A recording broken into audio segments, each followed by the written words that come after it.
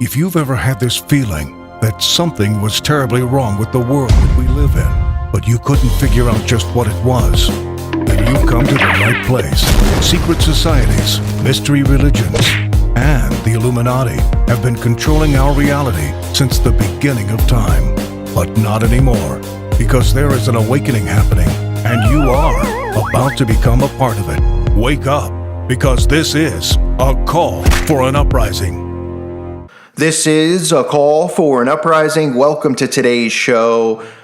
A massive satanic ritual, or if you just want to call it what they call it, an Egyptian ritual. Because of course they don't correlate the two, even though all secret societies worship the Egyptian gods. And I'll show you even the lowest level Freemasons do as well. It's in their Masonic Bible. So they had their Egyptian ritual called the Avenue of the Sphinxes, which ends up really being a worship ritual for the god Amun-Ra, or the false god, I should say, because there's only one god. But for Amun-Ra, of course, Amun-Ra's connection to Aleister Crowley, I'll show you the whole shebang in 1 second. I just want you to know that I put up a video yesterday on my second channel about the graphene, about Tom Brady. It's a pretty interesting video. I have it linked below. Check it out if you didn't see it. Not many people are subbed over on that channel compared to this one, so make sure you sub while you're over there as well. I'll be uploading to both of my other backup channels, as well as potentially doing live shows on those channels. I will not be doing those on this channel because this channel has 2 strikes. So definitely make sure you subscribe. And I have a video going up on my website at callforanuprising.com. If you're not aware, the newest variant is here just in time for booster season since nobody's going to get it. So how convenient, right? So that's up on my website, so check it out if you haven't. All right, so let's talk about this ritual, the Avenue of Sphinxes, which got a ton of publicity.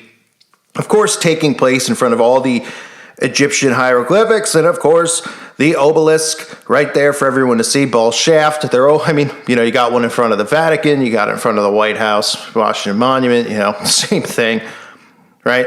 These occultic symbols that these people worship, and of course the Egyptian gods that they worship. Remember, these people believe in Hollywood, all over the place, that they're the bloodlines of these people and that they're gods themselves. And I guess it's not hard to, to believe that they actually think that when you see how these zombies out there drool over them and kiss their rear ends everywhere they go. Oh, can I take a picture? Can you sign a piece of paper with your name on it? Oh my goodness, it's George Clooney. It's Madonna. They treat them like gods, so they think in their minds that they are. And of course, this is what they're taught as they grow up, instead of being taught the bull crap and the lies that everybody else gets taught in the school system. So the Avenue of Sphinxes connects the 2 temples. Well, here, take a look of what this really is all about. Now, just time to bring you some pictures now from Egypt, where a ceremony has been taking place, attended by the President Abdel Fattah al-Sisi to mark the reopening of the 3,000-year-old Avenue of Sphinxes in Luxor to the public. It follows more than 70 years of stop-start attempts to excavate the 3-kilometre ancient walkway. The route, which will be lined with hundreds of sphinxes, connects the city's 2 greatest temples of Karnak and Luxor. The opening ceremony incorporates elements of a 3,000-year-old ancient festival which travelled down the walkway each year. This includes musical compositions inspired by stories written on the walls of the temples in hieroglyphics. A lavish ceremony has taken place in Egypt to mark the opening of the 3,000-year-old Avenue of Sphinxes to the public. Beautiful scenes. It's taken more than 70 years to excavate the statues, which had been buried along a 3-kilometre ancient walkway connecting to the city's greatest temples. As you can see, hundreds of people performed at the event, music inspired by stories written on the walls of the temples in hieroglyphics. Very dramatic scenes there. Looks like something out of like a Richard Burton and Elizabeth Taylor film. You know, when she was Cleopatra, wasn't she? Just looks so. Oh, there's a bit of music there as well. It's very, very dramatic. Okay, so you see it connects the 2 temples, and of course it's lined with all the Egyptian statues, and how surprising that a ram is being used, right? And you might say, well, what is a ram? Well, is the ram Baphomet's buddy because he's got horns like the Baphomet? Well, they say a male sheep or even a male goat as a ram. So is it surprising that they, because what do we see all the time used in these rituals? The Satanists use the goat and they keep the goat head, right? Remember the thing I covered recently where hundreds of goats were found in that river in Atlanta, right outside of Atlanta in Georgia, right? Because these are the rituals that have been going on and continue to go on, and people think that these things don't occur anymore. So when they see something like this, which is called the Opet Festival, which is what the Avenue of Sphinxes is, it's a part of the Opet Festival. What this festival is, I'll just give you a brief rundown, because I'm sure most of you don't even really care, but just so you know how sick these people are. Through this perceived symbolic relationship, these celebrations of the divinity of the gods provided assurance to a historically suspicious society, allowing them to live their lives without fear of divine intervention.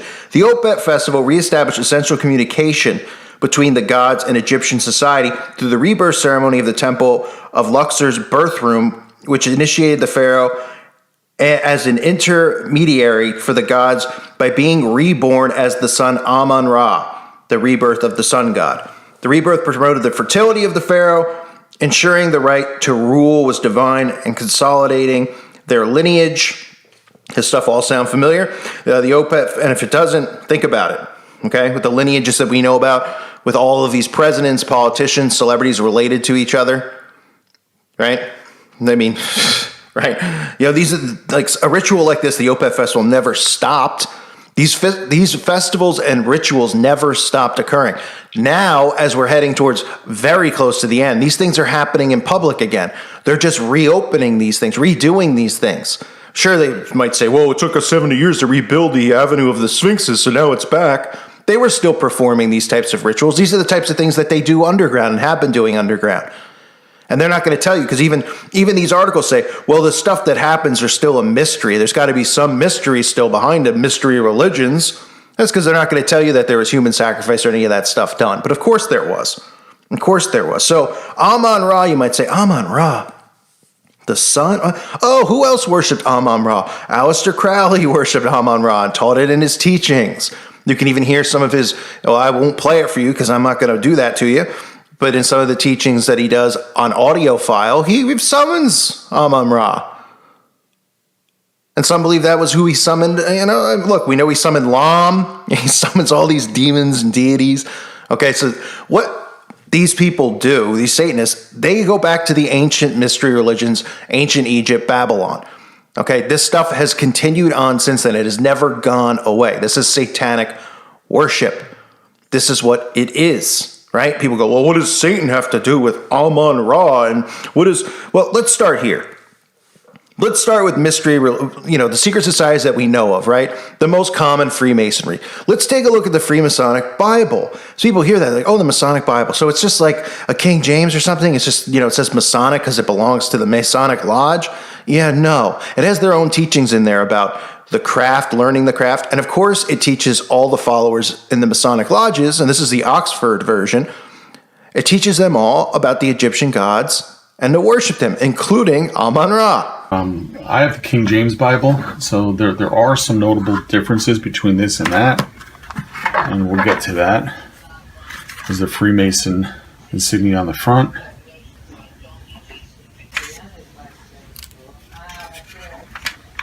Legend of the craft, legend of the temple, person.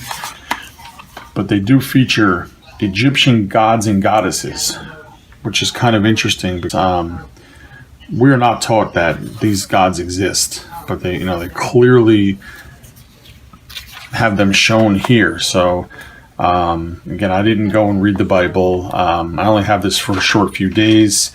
I may look into it a little more. But I thought this was interesting. The soul revisiting the body. But there's a ton of Egyptian references in here that I don't think would normally be in other versions of the Bible. Strangers coming into Egypt.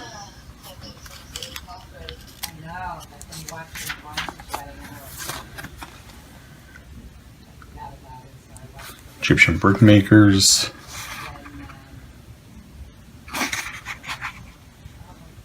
So I'm definitely grateful to have had the opportunity to check this out. and to be able to share it with anyone that watches the video.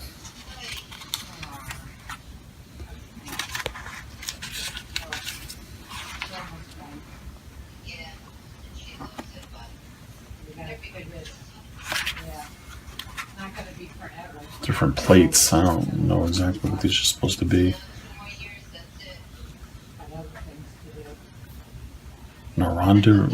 Narandurus, the king of Babylon. I don't know, some kind of plate. These are definitely very odd things you wouldn't see in an average Bible. Different coins. Then we get into maps. This is Jerusalem in Old Testament times. Exodus. What's this one? Israel.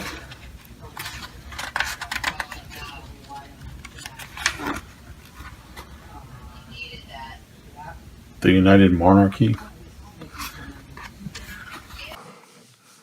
So I'm sure that's a big coincidence as well. See, these are the things they don't want people to know about. And then I always get stupid comments from people who are like, no, this has to do with culture, man. This has to do with Egyptian culture, and I'm, so-and-so, my skin color or my relation. This does not have to do with anything of the sort. This is occult worship. This is what they were doing. This is what ended up happening when a certain group of people were led back to Egypt and were taught this oral tradition, this oral law, okay, that you can find in a certain book now, but I can't mention it on here. But let's just say there's the only people in the world you can't talk about. And they were taught all of the Babylonian teachings, the disgusting teachings that the pharaohs did, that the Egyptian gods did, and they followed those practices. And then they were excommunicated everywhere they went. And guess what? They still follow it. They just have different names to it, the black magic that they do. And I think you can figure out who I'm talking about if you're awake, and most of you are, 99%, unless you're new to this. And if not, you don't know, well, ask around. They'll tell you. So it's something to do with bagels, okay? So it's not a coincidence that at this time period, in 2021, with all the stuff we see going on, everything is coming to light, right? Every single day I'm showing you these, we see the rituals, right, at the Grammys, at these award shows. Sure, they're not like, some of them aren't massively insane, but there are some that are massively insane, right? We see the music videos with Montero and all this stuff with just flat out worshiping the devil. These rituals are going to start just coming to light. People are going to want to partake in it because they're like, oh, they don't even know. They're like, that's so cool and interesting. That happened how many years ago? Ooh, can I join in? Oh, can I watch? Oh, how neat, how fun, oh, how cultural. And then they start indoctrinating them with these rituals. And that's how you get from where we were 20 years ago to where we are headed now, which is an entire society that is into occult Egyptian satanic worship and worshiping Amun-Ra, just like their buddy Aleister Crowley worships Amun-Ra. All right, so the Avenue of Sphinxes put back up, or at least resurrected for their Opet festival, which has to do with a lot of things. Fertility. I mean, really, when you read about it, it pretty much just sounds like the pharaoh was having an intimate relationship with the gods, in his own mind. I don't know how they do it, or whatever. They don't give you the details, right? But some type of fertility relationship, which makes them gods amongst us. And you know who else is taught that they're gods amongst us? Freemasons. Okay? And celebrities and all these people in the secret societies are taught that they're gods. And they're gods living amongst us. And that, God is within, that you are a God, a living God. That's what they believe. And it's spreading like a very bad STD around this world, that people are starting to literally take themselves and worship themselves. You see the self-worship with social media and everything else. Little by little, they're getting people prepared to think this way, to believe this way, right? You could be whatever you want to be. You could be whoever you want to be. Constantly taking photos of themselves, looking in the mirror. This is all self-idol worship, right? And when you start worshiping self, you start thinking in your own mind that you're like a god. Because they start telling you that, then these people are going to start thinking that. And all of this stuff, this mystery Babylon is coming to light now. So these types of rituals, some of you might remember I covered the Arch of Baal being resurrected a couple years ago. People were going nuts. Now they don't even care. It's still going on. Resurrecting the Arch of Baal, which is a gateway, a portal. I mean, it's amazing. It really is amazing that people just look at this stuff, they brush it off. But if this was like some giant Christian ritual, which wouldn't occur because, we we wouldn't have a giant Christian ritual, but even if it was some type of Christian feast, people would be like, you shut this down, this isn't fair, you know? But, you know, they love this stuff. They eat it up. Ooh, King Tut? Osiris? These freaks that walked around with the, you know, these the hieroglyphics of them, and they have like, you know, fish heads on their bodies. I mean, cool. I mean, you're worshiping this stuff. I don't know what to tell you, other than you should be embarrassed, because there's only one God. There's only one King of Kings. Jesus Christ is the only one who can save humanity and has saved humanity through dying for our salvation. So don't forget that. So this Egyptian rituals here, of course, like I said, you can see Egyptian tradition. You see it all the time in the music videos and the Grammys and all that type of crap. And you see it in the teachings of the Masonic Bible, like I showed you, and other secret societies. You know, the Satanists and stuff, you'll notice that they're tattooed up. They have the Eye of Horus on them. What do you think that represents? What do you think the all-seeing eye is? You see the, Satanists who are tattooed up with Baphomets and things like that have Egyptian, gods and goddesses on them. This is what they worship. This is what they believe. And this is the world we're living in now in 2021. So I thought I'd point that out to everybody out there. Hope you're doing all right. Please make sure, again, you sub to my other channels, which are linked below. And check out the website if you haven't. It's definitely worth checking out. And the forum itself is worth it. So thanks, everyone, for being here. Appreciate all of you greatly. God bless you and your families.